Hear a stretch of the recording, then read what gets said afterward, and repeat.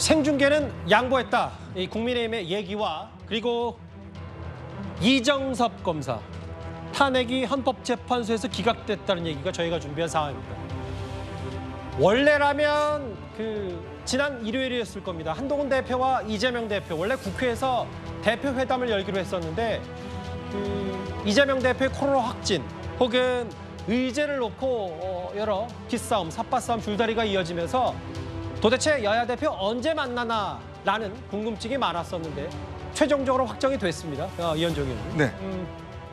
일주일 미뤄진 셈이네요. 결과적으로 9월 1일 일요일 오후 2시 국회에서 만나는데 가장 관심사는 만나는 것도 만나는 거지만 생중계 여부였는데 일단 모두 발언만 공개되기도 합의가 됐어요. 원래 어떤 대표회담의 어떤 그 원래적인 형식대로 이루어지는 것 같습니다.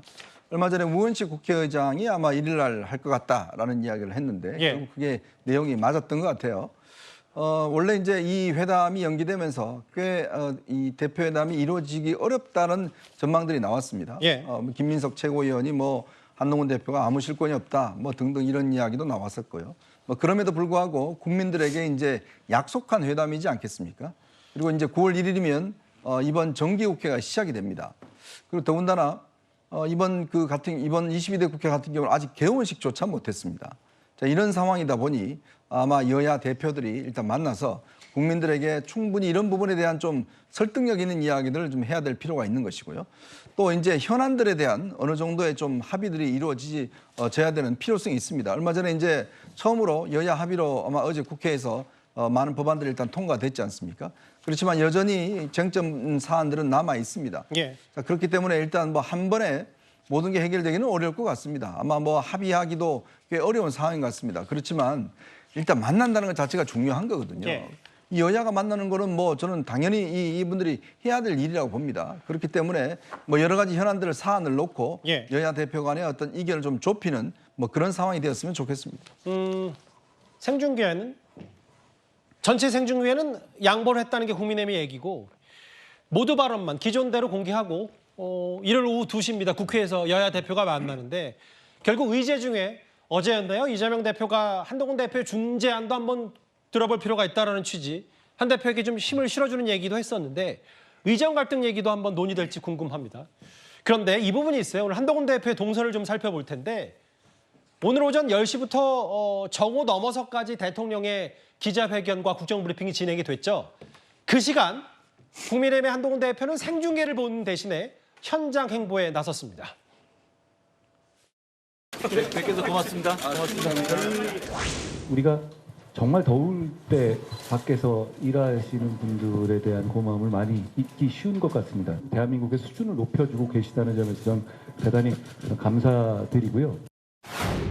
우리가 국민들께 우리의 실력을 보여드리고 우리의 비전을 보여드리고 우리가 어떤 사람들인지 어떤 정치를 하는지 어떤 미래를 보여드릴지를 이제 국민들께 제시할 때가 됐습니다. 더불어민주당은 분명히 우리의 발목을 잡을 겁니다. 그렇지만 우리는 그 뒤로 끌어다니는 힘보다 2배의 힘으로 앞으로 전진할 겁니다. 우리가 그럴 준비가 돼 있고 그럴 실력이 있고 그걸 바라는 국민들의 마음이 있습니다. 민심에 귀를 기울이고 민심에 그때그때 반응하고 민심을 정부에 전합시다. 한동훈 대표 오늘 윤 대통령 못지않게 바빴습니다. 오전에는 환경 공무원관들과 간담회를 열었고 오후에도 여러 일정이 있었는데 이걸 두고 정치권에서 많은 해석들이 나오긴 합니다. 서영주 대변인. 네. 그 일정이라는 것들이 결국에는 이 메시지를 주는 거라고 볼 수 있어요. 정치에서는요. 통상 같으면 이제 이 대통령의 국정브리핑 기자회견을 하게 되면 여당 대표는 웬만하게 중요한 일정이 아니면 그걸 듣기 마련이죠. 보기 마련이고요. 근데 한동훈 대표는 그냥 민생 일정을 소화를 했습니다.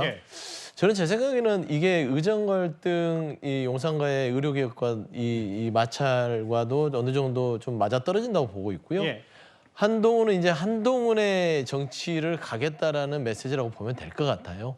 그러니까 이제는 더 이상 용산의 눈치를 보지 않고 수평적 당정 관계를 하는데 그동안은 최혜병 특검이라는 굉장히 조금 소화하기 힘든 이슈에 대해서 고민이 있었다면 지금 의료계획에 대해서의 응급실 대란, 의료 붕괴에 대한 이 이슈는요. 한동훈 대표가 매우 가볍게 이 차별을 줄 수 있는 절호의 이슈다라는 점에서는요.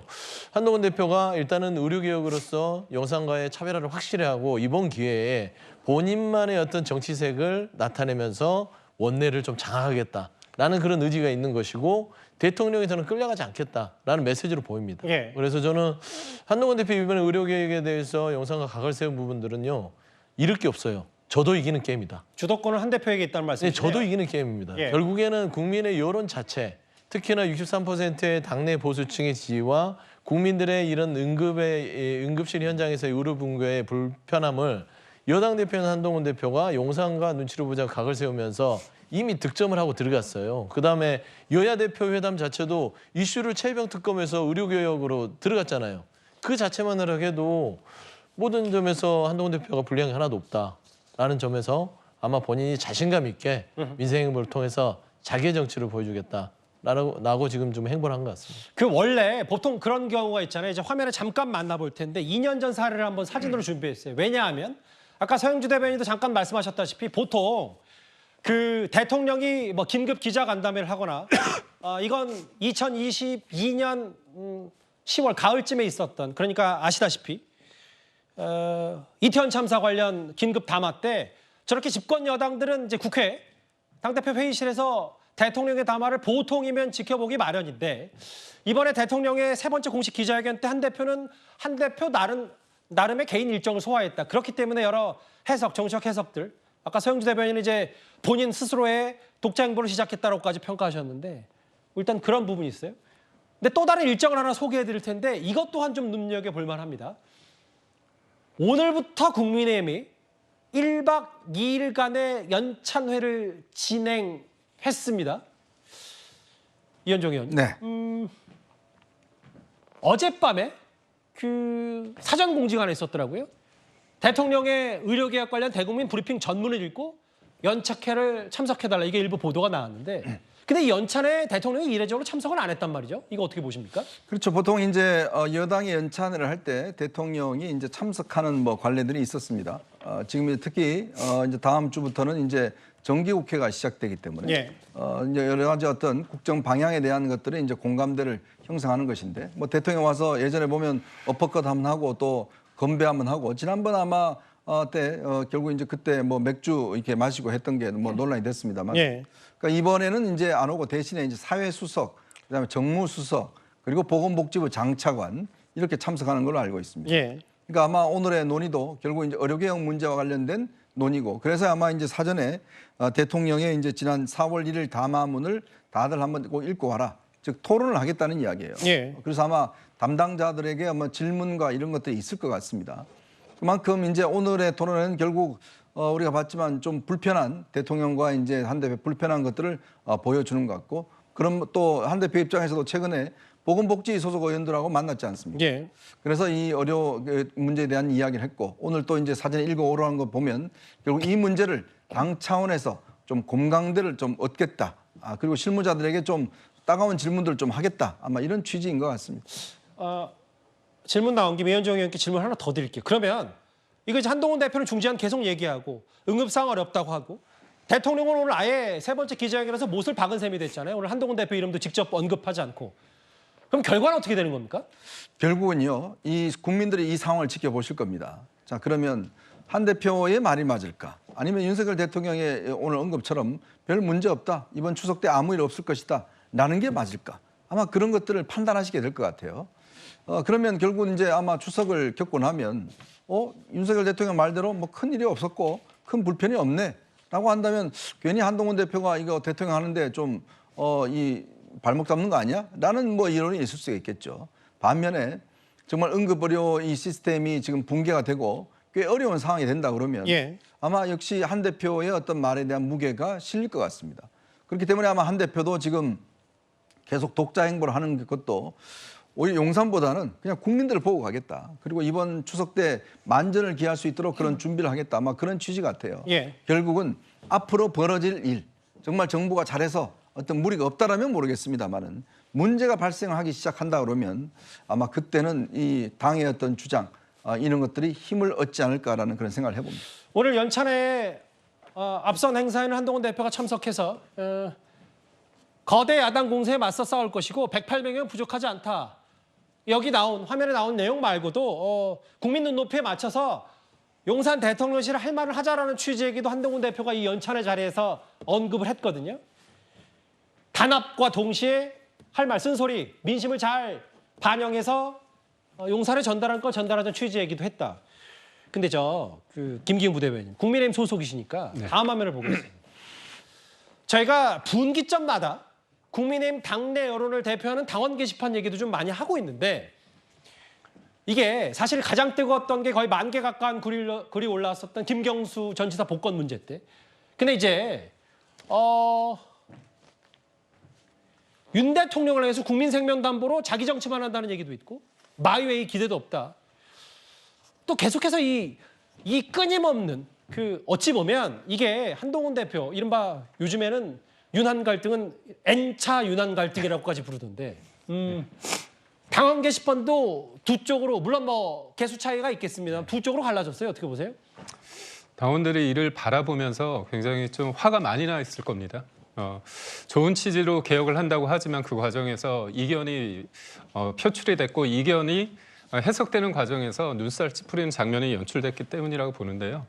저는 근데 이 사안을 보면서 좀 안타까운 거 뭐냐면 보수의 가치, 소위 말해서 의료 개혁을 하기 위한 어떤 방법론, 목표는 같습니다. 국민의 건강권과 생명권을 확보하는, 더 키우는 그 부분이라고 생각하는데 예. 그 목표를 이루는 데 있어서 과정과 어떤 절차, 그런 과정은 좀 다를 수 있거든요. 그런데 이제 윤석열 대통령을 지지하느냐 아니면 한동훈 대표를 지지하느냐에 따라서 어떤 상대에 대해서 좀 악마화하고 뭔가 부정적으로 평가를 저렇게 하는 것들이 과연 실질적으로 일을 풀어가는 데 있어서 어떤 도움을 갖는지 모르겠습니다. 한동훈 대표도 앞서서 얘기했지만 굉장히 단합을 강조했거든요. 그리고 예. 한동훈 대표가 된 다음에 해병대와 특검을 앞두고 이런 얘기를 했었습니다. 그러니까 분열이 될 것이라고 하는 얄팍한 기대에 대해서는 착각이다 이런 얘기를 했습니다. 굉장히 어려운 상황입니다. 한 개인에 대한 어떤 정치인, 그게 대통령이든 아니면 대표에 대한 어떤 관심과 애정과 그걸 떠나서 어떤 국민의 한 사람으로서 이 부분에 대해서 좀 더 진중하게 그리고 정책적인 면에서 좀 들여다봤으면 어떨까 싶습니다. 서영주 대변인님. 네. 근데 이제 한동훈 대표 여러 행보 중에 좀 어제 최근에 눈에 띄는 것 중에 나경원 의원이 며칠 전 한 라디오 방송 출연해서 의정 갈등에 대해서 책임자 이거 뭐 엄벌한다는 취지 뭔가 책임질 건 책임져야 된다는 얘기했는데 사실 전당대회 때 두 사람 진짜 치열하게 맞붙었는데 일단 나경원 의원 만나서 의정 갈등 대안 입장 설명했다. 어떻게 받아들이세요? 일단 뭐 최근에 이제 한동훈 대표가 그 나경원 의원과의 이 전당대회에서의 갈등 때문에 행사에도 참석하지 않고 보지 않는다. 이런 얘기들을 많이 들었던 것 같습니다. 그래서 그런 뭐 어떤 좀 불확실성을 좀 제거하기 위해서 식사자를 마련해서 얘기를 한 것 같고요. 지금 현재 나경원 의원에 대해서 다소 전당대회에서 불편했다 하더라도 예. 한동훈 대표는 나경원 의원 같은 좀 중진급의 어떤 여성 정치인이 본인의 편이 돼준다면 상당히 큰 도움이 될 거예요. 따지고 보면 원희룡 후보 자체는 당시에는 용산을 뒤에 업고 어떤 낙점된 후보로서 지금 현재 조금 부담스러울 수 있고 지금 당 내에 있지 않기 때문에 만나기가 꺼림직하지만 어차피 대표로서 나경원 의원과 어차피 같이 가야 되기 때문에 저는 이 만남을 통해서 지금 당내 세력 교합을 통한 어떤 만남이라고 보여요.